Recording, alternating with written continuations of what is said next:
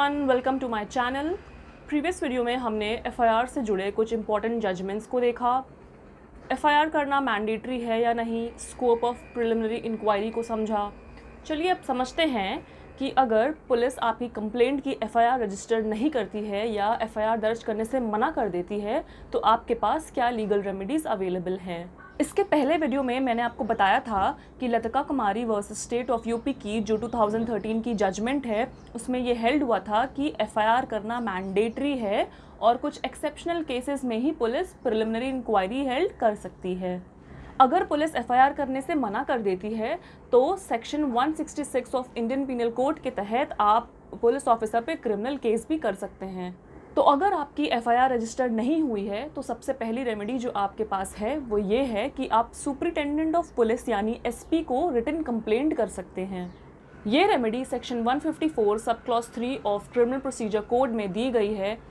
आप superintendent of police यानी SP के आगे एक रिटन कंप्लेंट पेश कर सकते हैं जिसमें आप लिखेंगे कि आपने सेक्शन 154(1) सीआरपीसी के मुताबिक पुलिस ऑफिसर को एक इंफॉर्मेशन दी रिगार्डिंग अ कॉग्निजेबल ऑफेंस और उस पुलिस ऑफिसर ने लतिका कुमारी जजमेंट के मुताबिक आपकी एफआईआर रजिस्टर नहीं की। Section 36 of criminal procedure code में सुपरिटेंडेंट ऑफ पुलिस को ये पावर्स दी गई हैं कि वो किसी भी officer in charge of police station की पावर्स को एक्सरसाइज कर सकते हैं और अपने सबऑर्डिनेट ऑफिसर्स को डायरेक्शन दे सकते हैं कि वो एफआईआर दर्ज करे और उस पर इन्वेस्टिगेशन करें। नेक्स्ट रेमेडी आपके पास ये है कि आप लीगल सर्विस अथॉरिटी के पास जा सकते हैं। लीगल सर्विस अथॉरिटी हर स्टेट और डिस्ट्रिक्ट में इस्टेब्लिश है।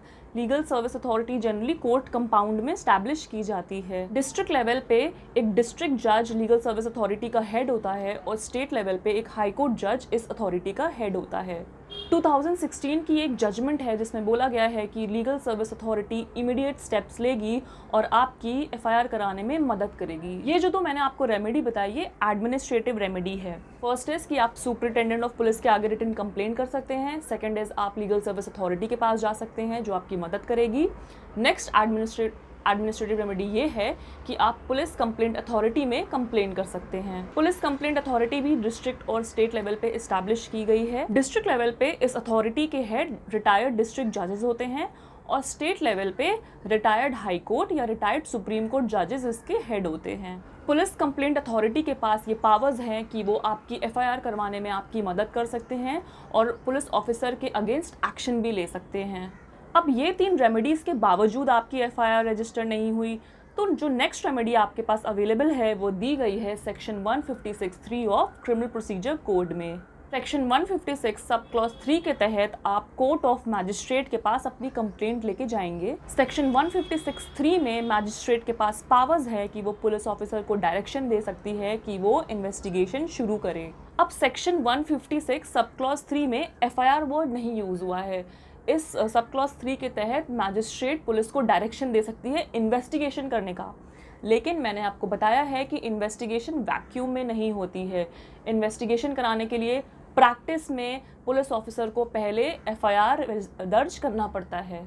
अब सेक्शन 156(3) की रेमेडी अवेल करने के लिए आप सीधा कोर्ट ऑफ मैजिस्ट्रेट नहीं जा सकते। सबसे पहले आप थाने में जाके पुलिस ऑफिसर को ये सूचना देंगे, ये इन्फॉर्मेशन देंगे कि कहीं पे कॉग्निजेबल ऑफेंस या संज्ञेय अपराध हुआ है। अगर पुलिस ऑफिसर आपकी एफआईआर दर्ज नहीं करती है तब आप एडमिनिस्ट्रेटिव चैनल के थ्रू सुपरिटेंडेंट ऑफ पुलिस के पास जाएंगे under section 154 sub clause 3। Superintendent के आगे आप अपनी रिटन कंप्लेंट पेश करेंगे। फिर भी अगर आपकी एफआईआर दर्ज नहीं होती है तब आप सेक्शन 156(3) के तहत कोर्ट ऑफ मैजिस्ट्रेट के आगे अपनी दरखास्त लगाएंगे along with an affidavit. Sakiri Vasu versus State of UP जो 2007 की जजमेंट है उसमें ये बोला गया है कि सेक्शन 156(3) में जो मैजिस्ट्रेट की पावर्स हैं वो एक्सेप्शनल नेचर्स की है, यानी सेक्शन 156(3) के तहत मैजिस्ट्रेट अपनी पावर्स रूटीन में या कैजुअली एक्सरसाइज नहीं कर सकता है। वो सिर्फ एक्सेप्शनल केसेस में ही अपनी 156(3) की पावर्स एक्सरसाइज करेगा।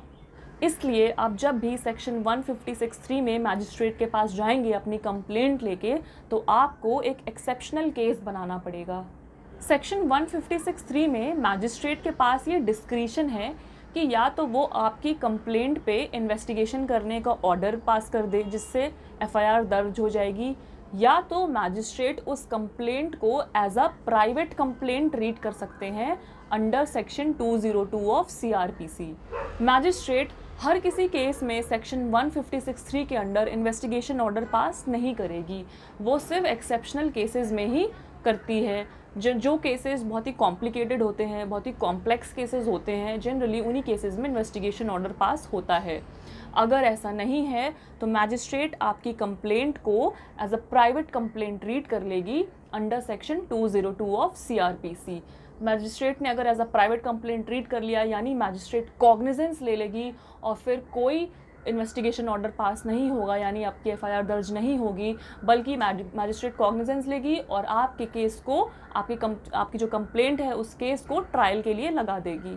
तो आपके पास एक और रेमेडी ये भी है कि आप सेक्शन 200 ऑफ CRPC के तहत मैजिस्ट्रेट के आगे कंप्लेंट कर सकते हैं। Section 200 of CRPC private complaint से डील करता है, आप मैजिस्ट्रेट के आगे एक प्राइवेट कंप्लेंट लगा सकते हैं। अगर आप सेक्शन 200 में कंप्लेंट करते हैं तो मैजिस्ट्रेट खुद कॉग्निजेंस लेंगे, लेकिन एक बार अगर सेक्शन 200 में मैजिस्ट्रेट ने कॉग्निजेंस ले ली तो फिर वो सेक्शन 156(3) के अंडर इन्वेस्टिगेशन ऑर्डर पास नहीं कर सकते, यानी फिर आपकी FIR दर्ज नहीं हो सकती, बल्कि आपकी कंप्लेंट को, आपके केस को ट्रायल के लिए लगा देंगे magistrate after taking cognizance. Section 156(3) of CRPC pre cognizance stage है, यानी संज्ञान लेने से पहले ही मैजिस्ट्रेट सेक्शन 156(3) का ऑर्डर पास कर सकते हैं, और section 200 of CRPC post cognizance stage है, यानी संज्ञान लेने के बाद का स्टेज।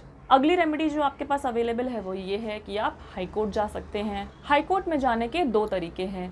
पहला कि आप section 482 of criminal procedure code के तहत हाई कोर्ट की इनहेरेंट पावर्स को इन्वोक कर सकते हैं, और दूसरा तरीका ये है कि आप आर्टिकल 226 ऑफ द कॉन्स्टिट्यूशन के तहत रिट पिटिशन फाइल कर सकते हैं। लेकिन आपको ध्यान में रखना है कि आप डायरेक्ट हाई कोर्ट नहीं जा सकते under section 482 of CRPC। High court जाने से पहले आपके पास जितनी भी ऑल्टरनेटिव रेमेडीज़ हैं पहले वो अवेल करनी पड़ेगी। यानी अगर आपकी FIR रजिस्टर नहीं होती है तो सबसे पहले आप सेक्शन 154 सब क्लॉज 3 के तहत सुपरिटेंडेंट ऑफ पुलिस के पास जाएंगे, उनके आगे रिटन कंप्लेंट लगाएंगे। फिर भी अगर आपकी FIR दर्ज नहीं होती है तो आप सेक्शन 156(3) के तहत कोर्ट ऑफ मैजिस्ट्रेट के पास जाएंगे, उनके आगे, कोर्ट ऑफ मैजिस्ट्रेट के आगे कंप्लेंट लगाएंगे।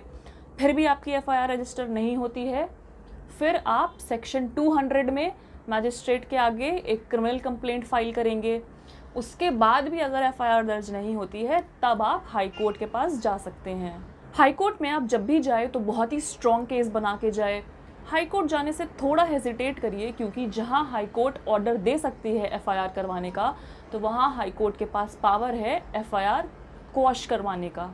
ये बात ध्यान में रखिएगा कि सिर्फ हाई कोर्ट के पास पावर है FIR क्वॉश करने का, और किसी भी कोर्ट के पास FIR क्वॉश करने का पावर नहीं है, सिर्फ हाई कोर्ट के पास है।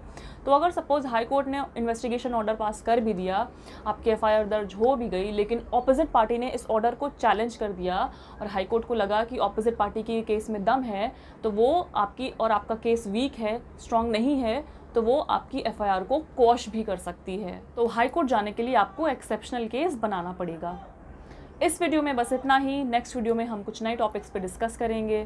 Thank you.